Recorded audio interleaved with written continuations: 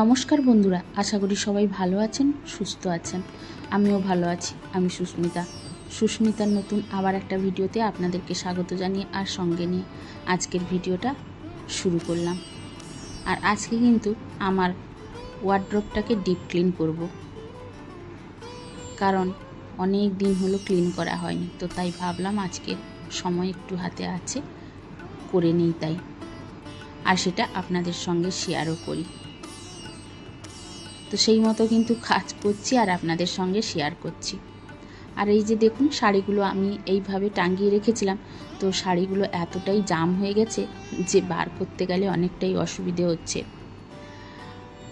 আর অনেকটা শাড়ি কিন্তু এদিক সেদিক করে রাখতে হয়েছে, কারণ এই ছোট্ট ওয়ার্ড্রপটার মধ্যে জায়গা হয়নি।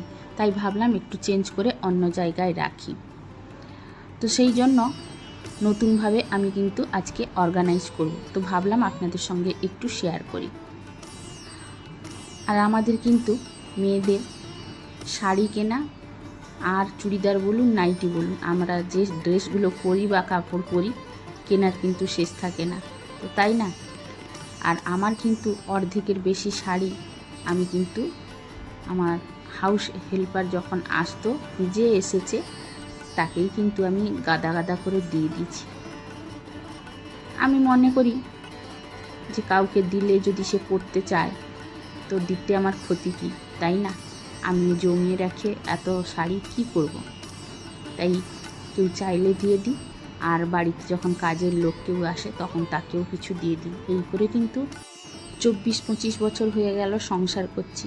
তো এতদিন যা শাড়ি কিনেছি বা পরেছি, যদি সব কিছু জমিয়ে রাখতাম তাহলে কিন্তু এ আলমারি কেন, আমার 2টো আলমারি লেগে যেত। তো সেই জন্য আমি একে তাকে দিয়ে দিই, রাখি না। আর অনেক সময় মানে একটা বাজে অভ্যেস আমার আছে। আগে কি করতাম, বাজারে গেলাম, শাড়ি দেখলাম, পছন্দ হয়ে গেল, কিনে আনলাম। তারপরে দেখলাম একবার দুবার পরার পরে আর ভালো লাগছে না, তো সে শাড়িটা কিন্তু দিয়ে দিতাম কাউকে।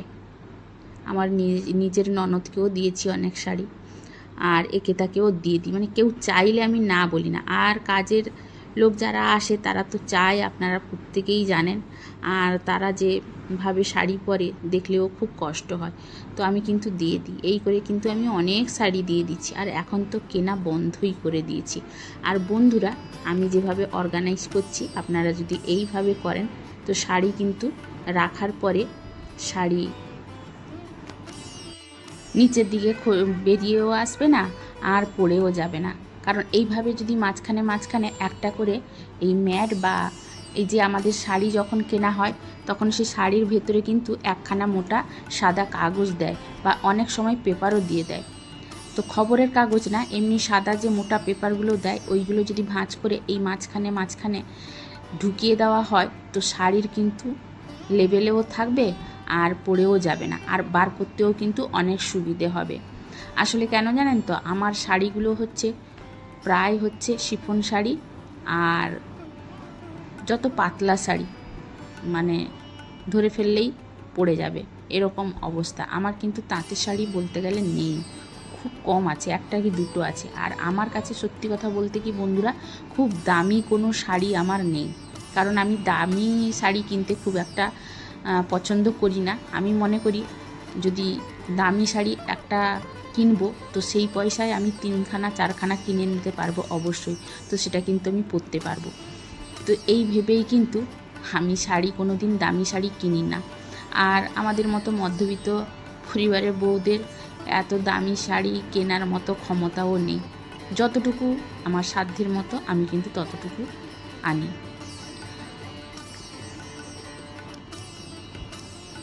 তো এই যে দেখুন, একদিকে রেখে দিলাম শাড়ি, আর একদিকে যে ফাঁকা জায়গা আছে সেটার মধ্যে রেখে দিলাম সব রকমের ছায়া।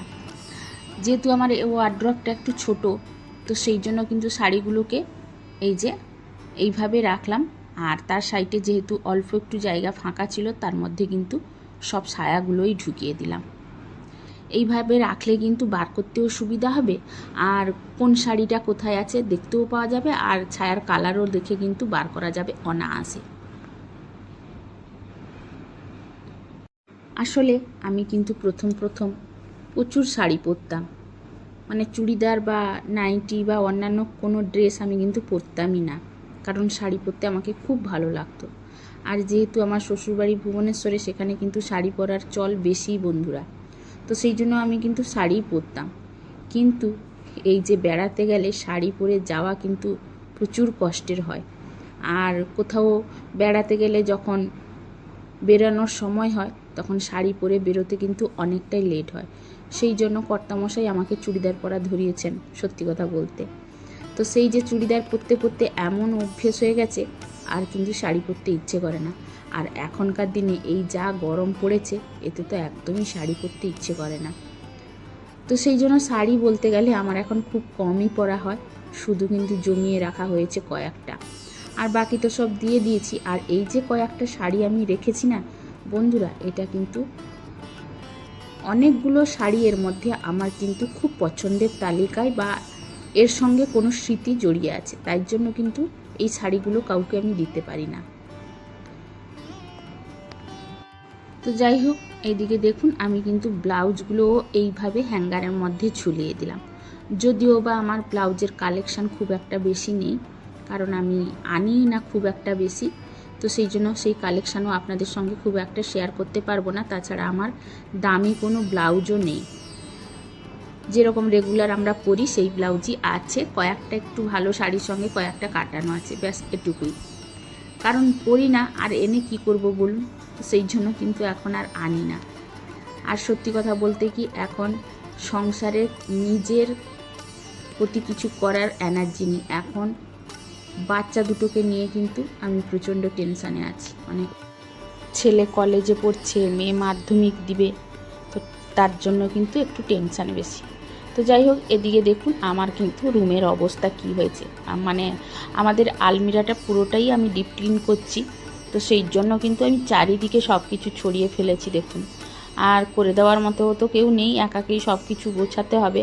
তো সেই জন্য কিন্তু আমি কাজটা বিকেলে শুরু করেছিলাম, তো বিকেলে কমপ্লিট করতে পারিনি, কাজ করতে করতে ফেলে দিয়ে আবার চলে গেছি অন্য কাজে। তো এসে আবার কিন্তু আমি সন্ধেবেলায় কাজটা ধরেছি, কারণ একা হাতে যখন সব কিছু করতে হয়, তখন কিন্তু চারিদিক ম্যানেজ করেই চলতে হয়, তা না হলে কিন্তু কোনো কাজই কমপ্লিট করতে পারি না। তো সব কাজও প্রত্যেক দিন করা সম্ভব নয়, তো এক এক দিন এক একটা কাজ এক্সট্রা করার জন্য দিন কিন্তু বেছে নিতে হয়। তো আমিও সেই করি, এক্সট্রা কাজ কোনো দিন করবো যদি মনে করি, তার জন্য কিন্তু আমি আগের দিন থেকে একটুখানি প্রিপারেশান নিয়ে নিই।